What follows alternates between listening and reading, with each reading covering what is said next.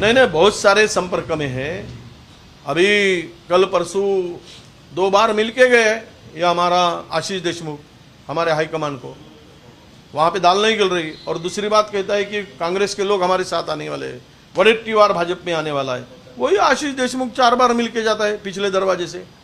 अब इसको क्या कहे, कौन सी ईमानदारी कहे? आशीष देशमुख पुन्हा येऊ इच्छित आहेत का? जागा काही मागत आहेत? भेटून गेले मागच्या दरवाज्यातून 2 वेळा आम्हाला। क्या लगता है कि कितने विधायक आपके अरे संपर्क जिनके में? खून में बेईमानी है, बार बार पालता बदलते, वो ईमानदारी की भाषा क्या करेगा? बार पहले बीजेपी में, बाप फादर कांग्रेस में थे आशीष के, बाद में वो भाजपा में गए, फिर कांग्रेस में आए, फिर भाजपा में गए। अब कभी खो खो खेलता है, कभी कबड्डी खेलता है। अब इसको लंगड़ी खेलने के दिन आएंगे इसके। हाँ, अगले हफ्ते मोदी जी विदर्भ के दौरे पे हैं, क्या कहेंगे? यवतमाल आने वाले हैं प्रधानमंत्री आए और किसान को जो शब्द दिया था मोदी जी ने वो पूरा करे। पहले 2014 में जो दिया था वही शब्द पूरा किया तो विदर्भ के किसानों को बहुत कुछ मिल गया, ऐसा मानेंगे और किसान ढोल बजाएंगे। अशोक सराफ मराठीत सांगाल काही भाजप शिवसेनेचे आमदार आपल्या संपर्कात आहे का? नेमकी कोण? 100% तिकडे गर्दी झाली आहे।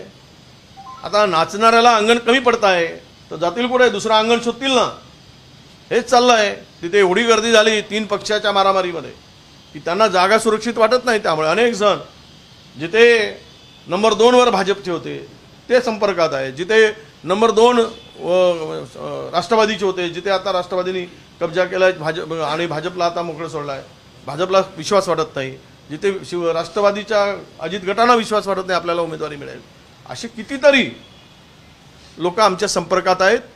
ते लाईन लांब झालेली दिसेल, बडी लंबी लाईन दिखेगी, एवढा मी विश्वासाने सांगतो।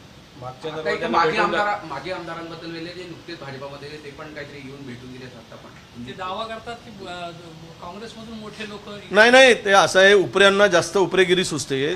तो आशीष देशमुख पहिले कुठे, वडील काँग्रेसमध्ये, काँग्रेसचा इमानदार शिपाई म्हणून भाषण केलं, नंतर भाजपात गेले, भाजपामध्ये जाऊन रमले नाही, तिथून पुन्हा काँग्रेसमध्ये आले, काँग्रेसमध्ये काही गवसत नाही तर हा पुन्हा भाजपमध्ये गेले, आता पुन्हा काँग्रेसच्या मागच्या दरवाजातून भेटतात। हा हौस्या नवशा गवशा आहे।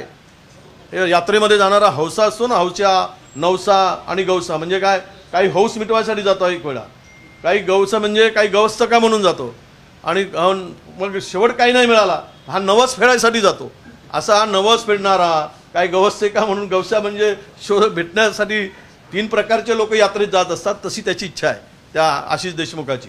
म्हणजे एक जातो हौस्या, हौस पुरवायसाठी, दुसरा जातो गवस्या म्हणजे काही गवसते का, पाकिट मारायला भेटते का, काही लुटायला भेटते का म्हणून, आणि तिसरा जातो नवस फेडायसाठी। हा नवश्यामध्ये मोडतो की गवशामध्ये मोडतो की हौशामध्ये मोडतो हे मला काही अजून कळत नाही आहे। हा पण तिन्ही मधला कुठल्या तरी प्रकारात हा आशीष देशमुख मोडतो आहे, म्हणून पुन्हा मागच्या दारवानं आमची